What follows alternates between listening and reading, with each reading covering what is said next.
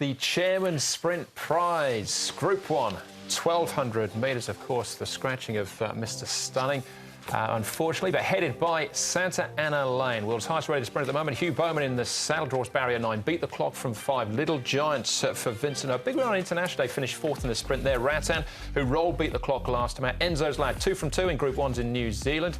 Vidora from Australia for Lloyd Cannawell, he's coming out of the run in Dubai. And Nak Venus from Japan, who might be our leader, Brett, jumping from barrier 7. Seems to be the general chatter around, isn't it, Andrew, that Nak Venus will probably rush forward and take the lead, the Japanese mare. Now, with obviously Mr. Stunning coming out, there's an option for Joe to go forward on Beat the Clock, possibly. Little Giant should get a nice run. Enzo's Lad, speaking to the connections during the week, they suggest that he has got pace and he might be looking for that spot that Little Giant's got. If he does, he'll get a lovely run, the New Zealander. A little bit awkward for Rattan, unfortunately. Here is Santa Ana Lane. This is his main gallop since he's been. He hasn't done too much because he's pretty fit coming in and brings all that Group 1 form from Australia. So he looks good. He looks tough to beat. There's no question with that. He looks a really nice horse. Beat the Clock from the locals. He's just doing some nice quiet work here himself this morning, doing it really nicely. Joe Moreira, I think he'll sit just off the pace, Beat the Clock. That's where his best runs are. Have been, and he does it under a decent hold. And Enzo's Lad, the New Zealand horse, as we talked about, he's had a couple of decent workouts since he's been here, and you can see him going nice. He's a multiple Group 1 winner in New Zealand. Won the same race, actually, the Telegraph.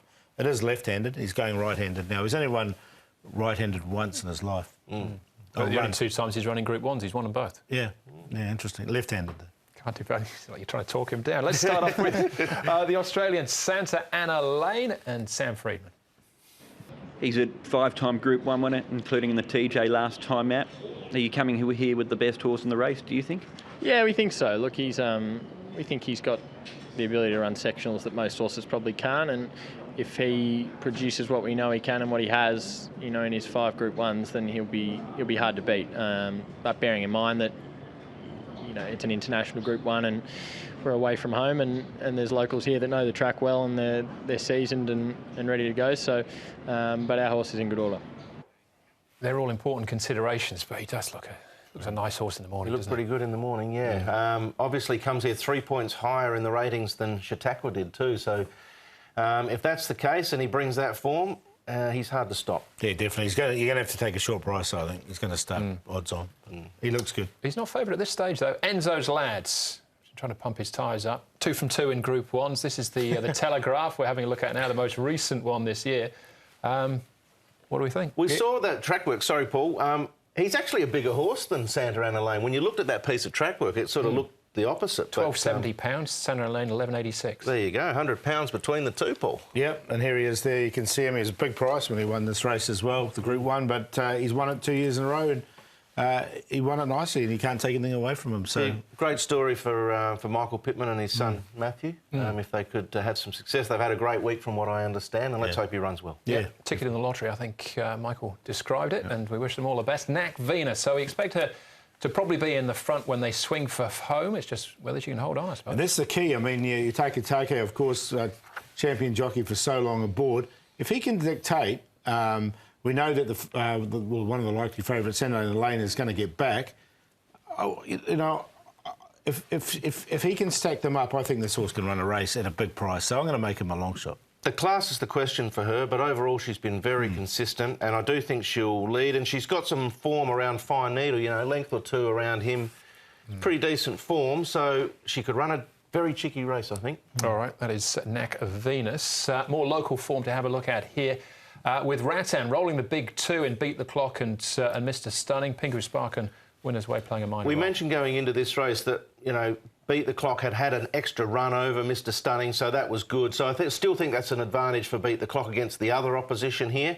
Rattan obviously has to come in now at level weights, and he's got that touch awkward gait, so I'm not sure whether that swings in his favour. It probably doesn't.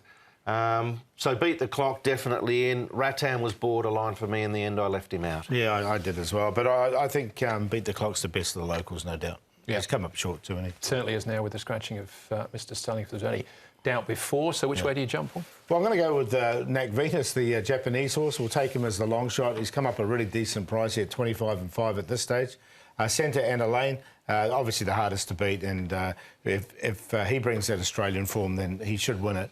Beat the Clock, the local, and a Little Giant on the speed map should get a really nice run and does come into this race relatively fresh. So 10, 1, 3, 4, but I'd rather take the each way 10 about Santa Ana Lane to win. Maybe take the Quinella if you're going to double dip. Yeah.